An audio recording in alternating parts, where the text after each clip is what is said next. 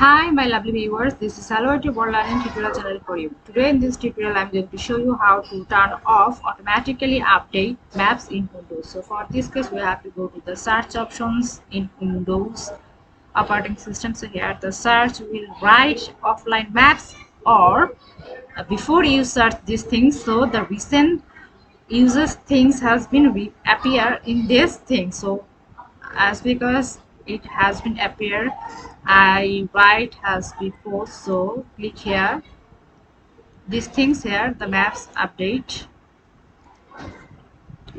So we want to unmark or off this session. So for this case I on it before. If I want to off this, so I have to unmark this session, then we will get the offline updates things. So thank you so much for watching this video. Please subscribe this channel. Hopefully this tutorial will help you so much.